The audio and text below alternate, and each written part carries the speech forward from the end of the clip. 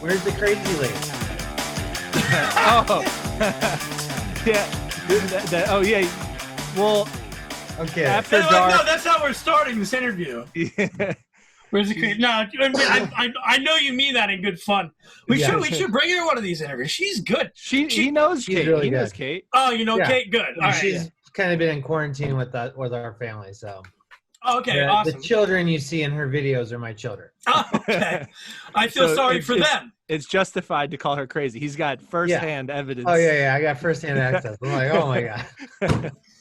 I love it. She can tell a story. We were going to just have story time with Kate and, like, just set her up at night, and she can help people fall asleep. Oh, man. No, she's going to... The best is every time she tells a story is we constantly interrupt her. So it takes like 10 years to get through a story with her. Oh.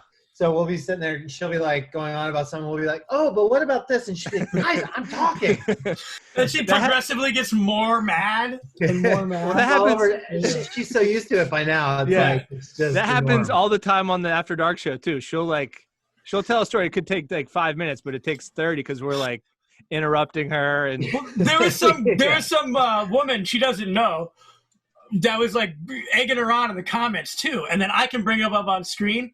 So I kept like hitting her with them, and it's all in good fun though. Kate has been spectacular. So Tyler, we're here with Jimmy, who's a tour manager, production manager guy, goes all over the world, I'm assuming, and now you're stuck at home. How's that? It's weird. I mean, for me personally, it was a little bit of a much needed break. We had been working pretty hard for a while, but it's been a bit excessive at this point. Yeah. And to get back to work. Were you were out on the road, and then what? Like, did things?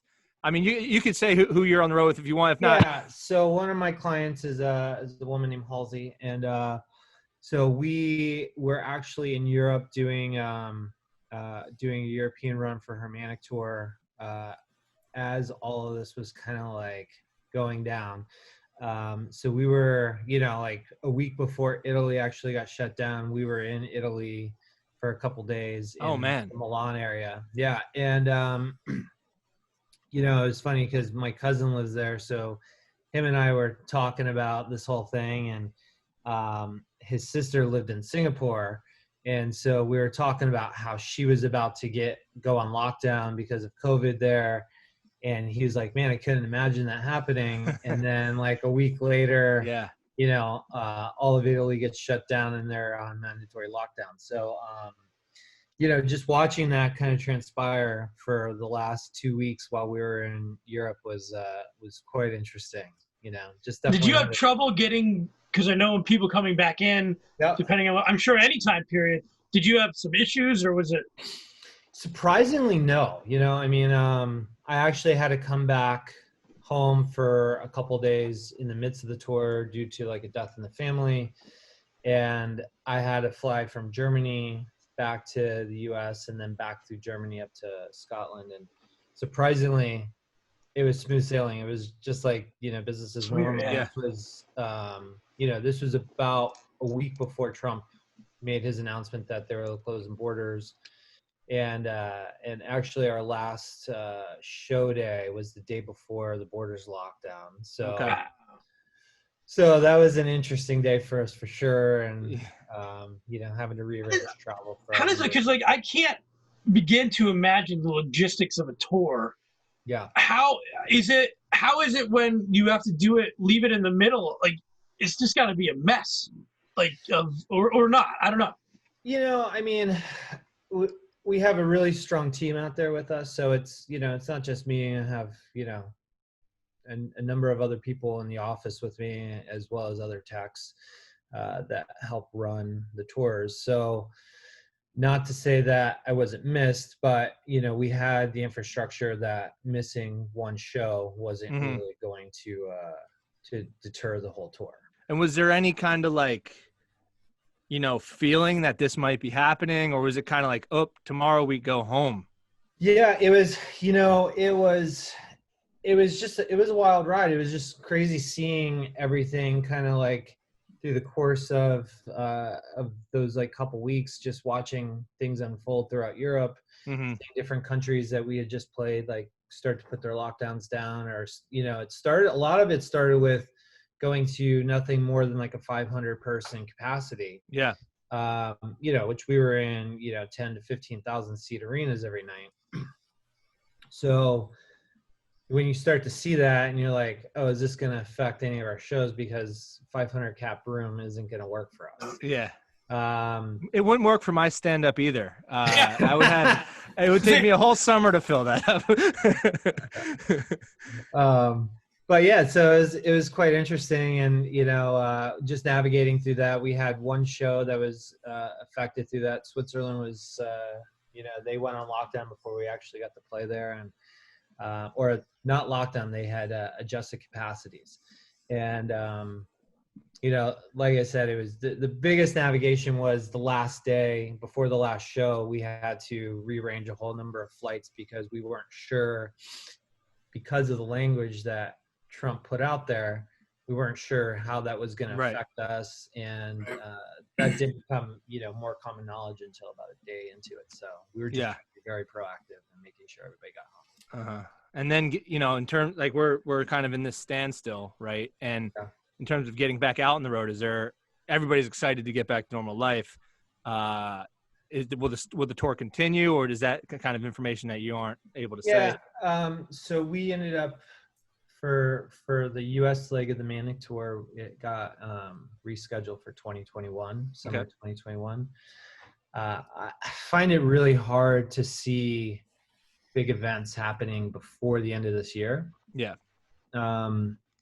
And I think a number of my colleagues would agree with that. I think ultimately it's going to be up to our government to say how the reopenings are going to go and when that's going to happen and when we're kind of able to get back to work. But our business thrives on, having large audiences, and, it's going to be interesting to see how it all unfolds when it happens. For sure. Yeah. I'm always interested. But are we going to talk more about that, Tyler? No. I was going to ask him about his Blackhawks hat. We'll get into that. You're not loving the Blackhawks hat? Chicago, baby. Are you from that area? Are you from? No, my mom was from Chicago. My grandma, when she moved to the States, that's where she landed.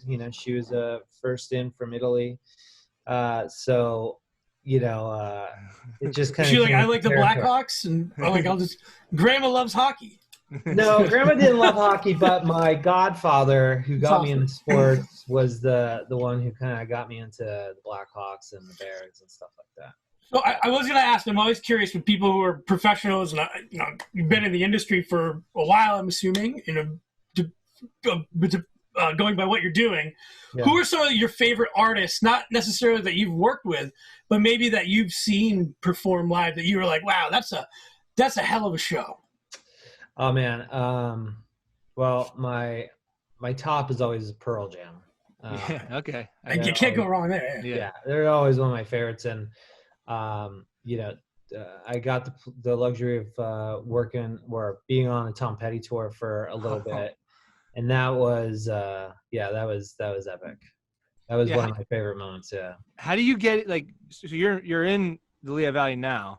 Yeah. And you have this worldwide, you're everywhere. How does that happen? How did you get Tyler's like, can you tell me how to do that? Because I would love. How did I get to the Lehigh Valley? Is that your I know how to get to the Lehigh Valley. No, because he's like, you live here, but then you get to do cool things other places. Yeah. I would like to do that. Yeah. How do I go on the road? How do I go on tour? Oh man. It took me a while. I grew up in Florida, and I had a few friends that were in bands, and they just kind of made it. They made it on a small level. We were doing small shows, but through them, I just kind of met other bands that needed somebody to help them, and throughout the course of time, just kind of worked my way up. Yeah. And what brings you back here? So we moved here because my family was up here. So my kid's mom, all her family was up here, and so we just wanted to be close to family. So it made a little bit more sense. And Halsey's from not far from here, right? She's from Jersey, right? She lived in Washington, New Jersey, for a little bit before moving to New York, and from what she's told me, you know, I guess she used to work at Croc Rock here and there. Really? Yeah, Really? which was mind blowing to me. I was like, get out of here. As a musician, or like as like somebody that works there? Oh, I guess. I didn't know they had Yeah, I employees. guess she was like, she did a lot of their web posting and stuff like that. Oh, cool. When, like, Really? back in the day. And what is okay? So you're on the road. What is it like the day-to-day job like for somebody, a production manager on a worldwide tour? What does that look like? That's a loaded question. So at the end of the day, I mean, basically it's a lot of logistics, and it's a lot of working with other departments to kind of bring a show together and produce a show. So we work with a lot of the local promoters to, you know, we advance shows with the local promoters, making sure that they know what our needs are walking into the day, and making sure that what we're bringing in is going to be suitable for their venue. Yep. And then we build the show from the ground up. You know, we have our trucks roll in, we open the doors, and then kind of go from there. And there's a number of different challenges that each venue has. Oh yeah, I'm sure. Some are easier to navigate than others, and you know, that's what we just kind of put out fires throughout the day and make sure everybody on the team has what they need to get their jobs done. And then we just coordinate a lot of the movements that we have before and after each show. That's it's, you know, not that I have any experience like with the kind of shows you put on, but like you go to a show, like I've been at shows like at PPL, like these bigger venues, and you, as a concert goer, you give them the ticket, you go in, you watch the show, the performer comes out, and you enjoy the night, but you have no idea what goes on behind the scenes to make sure that all happens, right? Right. And it's kind of remarkable because I mean you're a huge part of it, but as you're saying, there's a lot of moving parts just to get from that show to the next city, right? Indeed, there is. And you know, I mean, what most people don't realize is that you know, on our show we have roughly 60 people that we move around from city to city. And then that's not including the other 60 that we're hiring in each city. So, and that's just for the people that are working directly with us, not including all the venue staff that have to, you know, security that's there that has to run, make sure that we're safe throughout the day, and for that all the patrons are safe. You know, I mean, it's an endless amount of bodies that are there and needed to help put on these events. Yeah, and if you think about think of a company with 120 employees, it's a big company. Right? So that's what you're moving around city to city. Yeah. Is a pretty big company. It's impressive. Yeah. So. And something on that level, I don't want to put you on the spot, but have you ever had any shows where it went off and you're like, I don't believe that happened? Like you got it off the last second or something like that? Yeah, I have one of my... Like every show. well, not every show. I mean, we're usually pretty dialed in, but we had this, the one that I was like, I couldn't believe we actually made happen was we had, we were flying from Hawaii to South Korea, and we were doing a show in South Korea. And we flew on commercial airplanes, and then our gear was supposed to be handled by a freight agency to get it to our next city. And we had one day in between the two shows. And I don't usually like to operate like this, but this was the circumstances. So we I end up landing in South Korea. It's 12 o'clock at night, and I get a phone call from my freight guy, and he goes, I don't know how else to put it to you, but the gear did not make the flight, and it's sitting in Hawaii still, and our show's in 12 hours or 18 hours. And I'm like, okay, so how are we pulling this one off, buddy? He's like, I don't know what to tell you. So we stayed up all night trying to figure out how to get the gear from Hawaii to South Korea.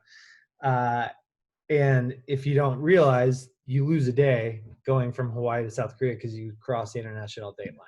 So you're already in a failing position. But we had a guy on the ground who was staying in Hawaii to go on vacation. But I called him up, and he's on the North Shore camping out, and it's like 3:00 in the morning for him. I'm like, I need you to get to the airport. I don't care what it's going to cost us. Get to the airport, go get the gear, and get to Korea.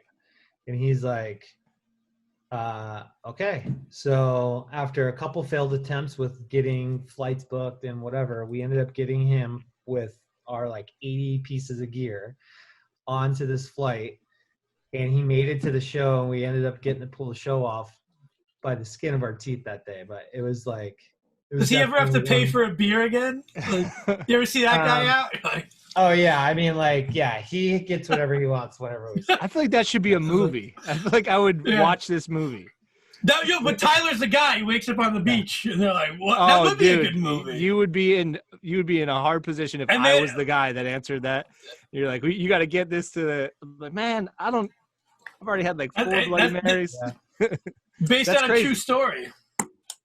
But yeah, so it keeps us on our toes for sure. Yeah. At what point do you like? I guess when the tour's over, but what point can you just go? Yeah, I mean, it was right. For this one, it was March 13th. And I was like, I guess we're not working for a couple weeks. Yeah, so. right. Well, we all assumed that it was just going to be like, even when we landed back in the States, I mean, we only assumed it was going to be like 2 weeks, 3 weeks, back to normal. And what is it, like almost 3 months now? So a couple months. It's like I did the math. If we get to like June 5th for us, it's like 83. I did the math. I counted. It's like 83 days. Square root. It's still a long time. It's like 3 months is a long time. Yeah. Yeah, it is crazy. Yeah, so do people find out more about you? Or not do anything besides sit at home? Yeah. It drives you a little bit mental. A little bit. Yeah, for sure.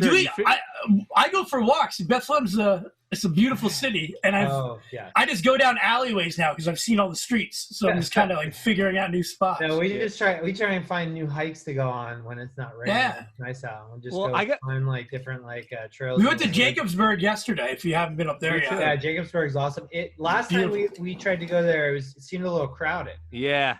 Well, because it's the first one. Without face mask on, I gotta go somewhere. Yeah. It's a weird time. And you don't have the stress of the tour now, but I think you get to almost replicate that level of anxiety with Kate being around so much. Oh yeah, the children. Yeah. Between Kate and the crazy kids, I mean, I don't know what's more mental. You're like, get me back out on the road. Exactly. That was the deal with Kate. You should bring Kate on the road and have her handle some. That'd be quite interesting. She would definitely be, like full scale comedy all the time. That would be one of the pieces of equipment that you don't want on the flight from Hawaii to Korea. I'm kidding, Kate. I love you, Kate. If Kate is the one that you wake up on the beach and you have to have her get the luggage back to you. Oh, she would be so pissed. She's like, wait a minute, I have to sleep. But hey, in all seriousness, we appreciate your time taking some time out. And I guess I don't know how this works for you. We usually ask people where can they find out what you're doing next, but I guess you kind of don't really. Yeah, I guess you kind of don't. I mean, I don't have like a website or anything like that for me personally, but I guess check Halsey's tour. When she gets back on the road, I hope. Yes, I mean that's where we'll be next is 2021 is dates are up right now, and so we're looking forward to getting that up and off the road again. And who knows what will happen between now and then. Is there any local what's the most local stop to hear? Say that again. What's the most local stop to hear for that tour? Philly? I think we're doing Homedale. Yeah, Homedale, New Jersey. I saw 9 Inch Nails there. Yeah, in like 2006. Really fun venue. What's your favorite venue before we let you go? It's probably tough. I would probably say Red Rocks. I've heard that's. I would love to see a show at Red Rocks. Pretty amazing there. Well, I was out at sound and everything. I don't know if you. Oh, sorry. No. What were you gonna say? I was just saying I was out at the Sasquatch Music Festival in the Gorge. Oh, the Gorge. That's a Washington. beautiful venue too. That's one that I was just like, I don't even. This is on Earth. It was just amazing. That one actually is pretty monumental as well. Yeah. I don't know if I'll ever be there again. You can't find another venue like that. I mean, that backdrop's amazing. And Sasquatch, I don't think it goes on anymore. So, but yeah, it's gonna be interesting to see what festivals actually kind of make it through to next year. Yeah, and you know, Music Fest will be one of them because they've been around for too long. So we're looking forward to that too. Curious to see what Music Fest is going to bring to our tables this year. Yeah, me too. Yeah, I mean, you know that they're full of smart people who are probably going to try to make the best decisions possible. And yeah, I think going yellow, you know, this part of the Lehigh Valley is going yellow on June 5th, so it'd be like a little bit more than a week from today. That's a positive. Again, nobody wants to rush in, but it maybe, you know, it's a good sign that things are starting to move. So yeah, right. As long as we're safe. You're seeing stuff like pop up like across the country right now, you know, with these drive-in concerts. And I don't know if you've seen that happening. Yeah. So, I mean, it's going to be curious to see how that gets adapted in this time frame. You know, and what that experience is like for the artists that are performing those events, because that human interaction isn't really there. So it's going to be interesting to see how that goes. But I'm all for it. You know, anything to keep, you know, people like me working and you know, employed. I mean, because for a lot of my colleagues and I, there's not really you know, any, you know, safety net for us, you know. Right. You know, we're the last to kind of like get looked after. I mean, with and you're the and it sucks too that, you know, you're the people who are making the show happen. Literally wouldn't happen without you. And like you said, you know, people aren't really thinking about that, you know, as the show's going on. So and the number, I mean, we, like you said, like 120 people. You know, that's a significant amount of people that need to get back to work. You know, well, and that's just one tour, you know. Yeah, I mean? That's one tour. Yeah, you know, like if you're on the Stones tour, that's 250 people like that work for the Stones directly, you know. So it's a lot of bodies out there. Right. Hey man, we appreciate your time. Yeah, we appreciate this. This is fun. Yeah, thank you so much. Awesome. Good luck. Sorry that, you know, I mean, we love Kate and we'll talk to her soon. We're kidding. We love Kate. Yeah, hopefully, you know, you guys got to stop talking so much shit out there. All right, hey, take it easy. Thank you. Guys. See you, man. All right, bye.